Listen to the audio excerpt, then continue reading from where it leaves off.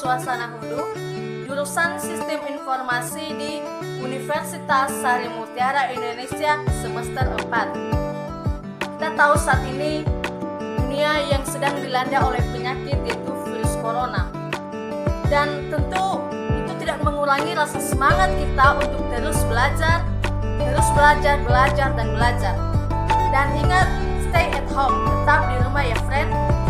Oke, kali ini saya akan menjelaskan tentang etika profesi. Pertama, apa itu etika? Nah, etika itu berasal dari bahasa Yunani kuno, yaitu etikos, yang berarti timbul dari kebiasaan, yang artinya suatu di mana dan bagaimana cabang utama filsafat yang mempelajari nilai atau kualitas yang menjadi studi mengenai standar dan penilaian normal. Nah, etika ini mencakup analisis dan penerapan konsep seperti benar, salah, baik, buruk, dan tanggung jawab. Terus, apakah etika itu perlu? Ya, etika itu perlu. Karena pendidikan etika mengajarkan kepada kita untuk mengetahui hal-hal yang buruk dan yang baik. Etika juga mengajarkan kepada kita untuk berperilaku sesuai dengan aturan yang berlaku di tengah masyarakat.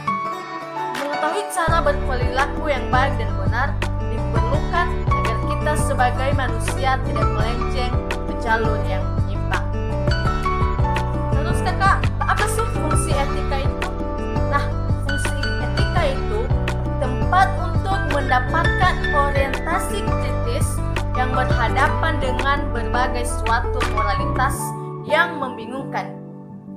Dapat menyelesaikan masalah-masalah moralitas ataupun sesuatu sosial lainnya yang membingungkan suatu masyarakat dengan suatu pemikiran yang sistematis dan kritis. Itulah fungsi dari etika. Untuk itu, etika sangat kita perlukan di dalam kehidupan. Selanjutnya, fungsi etika ini menurut para ahli, salah satunya yaitu H.A. Mustafa. Dia mengungkapkan bahwa etika adalah sebagai pengetahuan yang menyelidiki terhadap tingkah laku mana yang baik dan yang buruk, serta dengan memperhatikan perbuatan manusia sejauh apa yang sudah diketahui oleh akal dan pikiran. Baik, selanjutnya yaitu contoh etika yang baik dan yang tidak baik. Pertama yaitu contoh etika yang baik. Di sini saya akan mengungkapkan beberapa contoh saja. Di antaranya yaitu mengucap salam saat ke rumah orang lain, seperti mengetuk pintu, mengucapkan salam, dan seterusnya yaitu mencium tangan kedua orang tua ketika akan beraktivitas. Tentu itu bukan sesuatu hal yang baru lagi, karena itu sudah diajarkan oleh kita atau oleh bapak ibu guru dan orang tua kita sejak kita sangat dini. Seterusnya yaitu membuang sampah di tempatnya. Selanjutnya memohon maaf ketika melakukan kesalahan. Baik, selanjutnya yaitu contoh etika yang tidak baik, seperti tidur di kelas pada saat jam kuliah, tidak memakai helm di jalan atau di jalan raya, terus parkir sembarangan. Itu merupakan etika yang buruk. Selanjutnya yaitu pengertian etika komputer. Nah, apakah etika komputer itu? Etika komputer itu seperangkat asas atau nilai yang berkenaan dengan penggunaan komputer. Berasal dari etika komputer ini berasal dari dua suku kata, yaitu etika adalah adat istiadat atau kebiasaan yang baik dalam individu maupun masyarakat, dan komputer merupakan alat yang digunakan untuk menghitung dan mengelola data. Apa sih contohnya?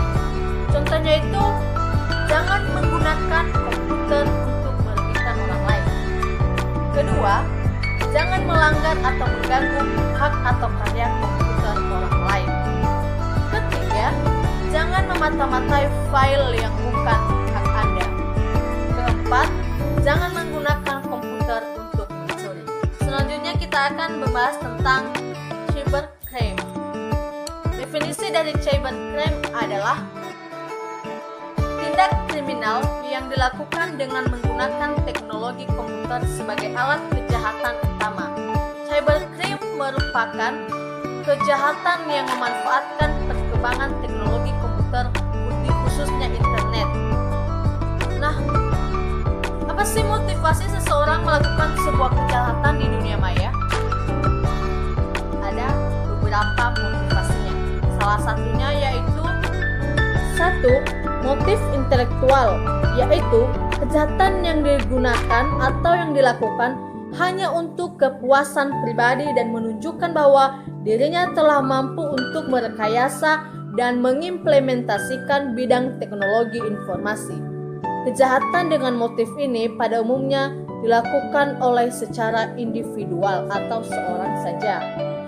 Kedua, motif ekonomi, politik, dan kriminal, yaitu kejahatan yang dilakukan untuk keuntungan pribadi atau golongan tertentu yang terdampak pada kerugian secara ekonomi dan politik pada pihak lain.